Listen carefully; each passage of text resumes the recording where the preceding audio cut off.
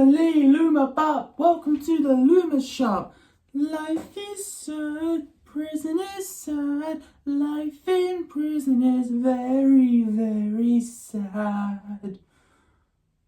Oh, how's it going, viewers? Mr. Incredi-Brony's back and he's rolling the punches, baby. Welcome to Incredi-Brony Reacts. And no, that was not me trying to read a poem for y'all. That was just me quoting probably the best character in the Super Mario Bros. Movie and the coolest character that Illumination has ever created. Well, technically, Nintendo created it first, if you count Mario Galaxy. And that was, of course, the Lumas. Lumas are just the adorable creatures that you remember from Mario Galaxy. And in the Mario movie, we have well, this video is titled Why a Psychotic Luma Makes Sense. This was requested to me, I mean, not requested by y'all, but it was recommended on my YouTube recommendation page like a couple of days ago. And you know what? I wanted to react to it mainly because I did do a reaction to Luma Lee's Origins videos like almost a year ago. And honestly, it's made by a channel that I actually have seen videos of before, Some Boy Online. Mainly his stop motion videos on Wallace and Gromit. I absolutely love Wallace and Gromit. So, Some Boy Online, if you're watching this, that is. I myself am excited for the next Wallace and Gromit film when Feathers McGraw returns. Look at that. That's epic. If you have one, that's also really cool. But either way, this is actually really exciting. But I want to check out this video by you. It looks really interesting. And let's get into this. 1, 2, 3. React. Luma Lee is the helpful Luma that sells you items in the Super Mario Galaxy games, but from this point onwards will forever be associated with his nihilistic demeanor in the Super Mario Bros. Movie. This character is certainly not an obvious choice for a starring role, which highlights just how deep into Mario's history the creative team were willing to go. Initially, it just seems though this shocking personality was slapped onto a cute baby star for comedic effect. But today I want to dive into why a psychotic Luma actually makes perfect sense. There's no escape. The only hope is the sweet relief from death. Whoa. MVP, best character of the film, the true star as well.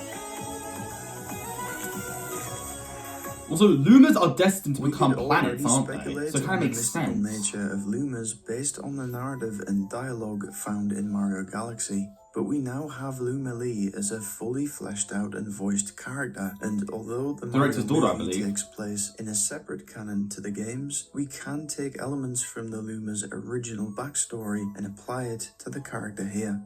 Once you do that, things actually start to make an awful lot of sense. Lumas are baby stars, sometimes referred to as star children.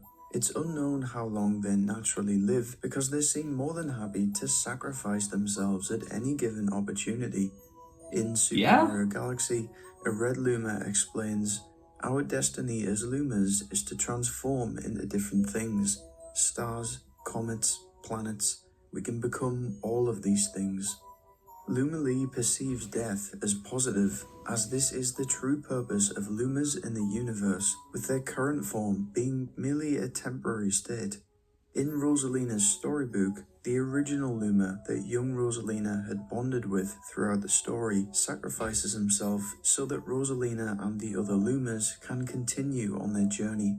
He dives into the ground beneath them and through the power of sheer will erupts into powerful bands of light twisting together to form a comet tail. The storybook explains, and then Luma emerged, reborn as a comet. This is a bittersweet moment as although Luma essentially creates the Comet Observatory as a gesture to help Rosalina on her travels, I don't think he accounted for the fact that seeing your best friend explode right in front of you would be trauma-inducing. It's the other Lumas that reassure her that this is perfectly normal and that they all aspire to do so one day. We see the Luma's willingness to die constantly throughout Mario Galaxy as they explode to become launch stars and sometimes entire galaxies just to help Mario progress, right up until the sacrifice at the end of the game. If we break down this emotional scene, we have Mario watching in shock and horror as his friend waves goodbye, realizing such a beautiful in that moment that he'll never see him again. Always gives me chills. Knows otherwise, happily chirping as he hurtles into the black hole. As it transpired, Mario and Luma would indeed be reunited following the rebirth of the universe. But this interaction reinforces how trivial life is to Lumas as opposed to other life forms. Rosalina reaffirms this at the end of the game, explaining to a bewildered Mario that when stars die, they turn to stardust and scatter across the cosmos. Eventually, that stardust reforms to make a new star, and so the cycle of life continues. So, a casual attitude towards death has been a quality of the Lumas this entire time, though it's unknown if their consciousness even lives on in these various transformations.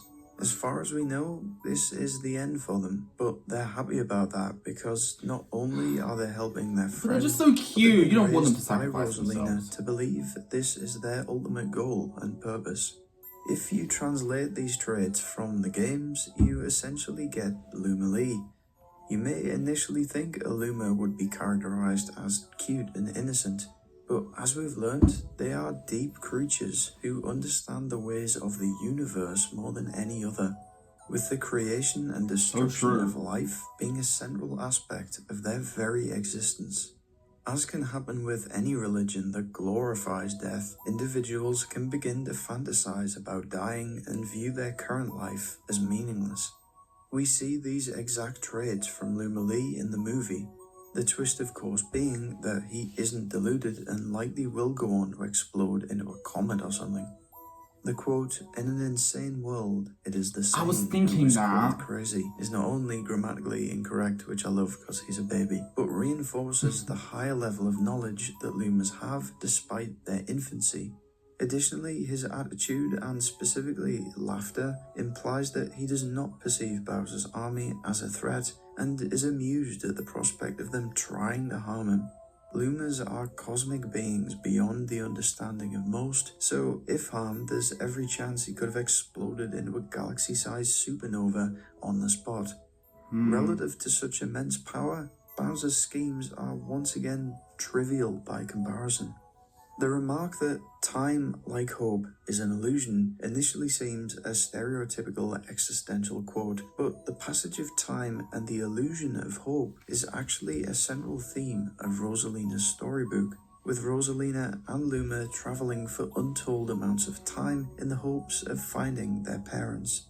It's implied many hundreds of years pass, and yet they never do succeed. This is the tragedy of Rosalina's character. We also know that she would go on to read the Lumas this very story, so it's reasonable to assume that all Lumas would take on these pretty bleak values. As for why Luma Lee specifically was chosen, I think the unique design with this sort of twirl on his head helps to distinguish him, whilst actually having a mouth allows the character to speak already without any design changes. And also, here's something unique about Luma Lee as well. The Luma Lee can turn into a 1-up mushroom or a life up part. So maybe the reason why Luma Lee in particular was very ready to sacrifice themselves is because they were probably going to give Luigi or Mario an extra life. That way if Bowser does kill Mario, they get an extra life. Or a life up meaning to take more damages. That's just a theory, but how much you want to bet now that Luma Lee has not been killed in the movie and he was like, boo? Here's my question. In the second film, we're going to have Rosalina be in it, and Rosalina's going to be evil because Luma Lee's going to go back to the Comet Observatory and explain exactly what happened to Rosalina, and Rosalina's going to think that it was Mario and Luigi that are the evil ones, despite also being human. That just sounds like a cool plot, but if anything, what I want to see in the Mario sequel is not only the return of Luma Lee, because that would be amazing, but I would love to see my favorite Mario character, Daisy. Who do y'all want to see in the Mario movie too? Comment down below. But for me, I want to see my girl Daisy. Either way, continue. He's one of the only Lumas to have a unique name, with the only other characters we know of being Polarai and Lubba. But I do want to point out it's ironic that Luma Lee went from selling life mushrooms in Mario Galaxy to literally promoting death in the film. Look at that. If any other Lumas are introduced in a potential sequel, I have a feeling they'll still have Luma Lee stand out as this particularly troubled individual, as it makes for a really entertaining and memorable character, who somehow embodies that Mario Galaxy vibe all on his own, appearing cute and colourful on the surface whilst actually being very, very deep. Hopefully this video's highlighted just how faithful Luma Lee's character actually is to the source material. It did. It's always interesting to try and find meaning within the lore of these games, and even more so now that we can apply some of this to brand new theatrical Mario characters, which is still crazy to say. So if you enjoyed, please leave your thoughts down below, and don't forget to like and subscribe for more content like this. Thanks for watching. Oh, that's beautiful. I want to keep going, actually. That rain effect that was icing on that cake right there. That was a really well-made video. I really loved it.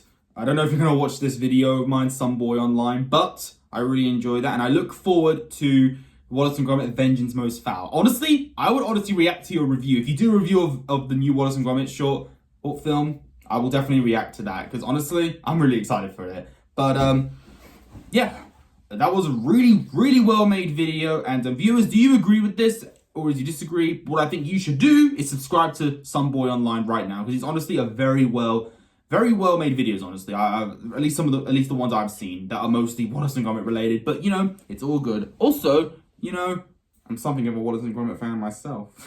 Okay, that's enough of the Feathers McGraw. But love you all, and I'll see you on the next video. If you enjoyed this particular one, leave a like on it. Don't forget to subscribe if you're interested. Follow me on Instagram. And until then, stay positive, keep calm, stay safe, be incredible, and as always, Brony on. Peace.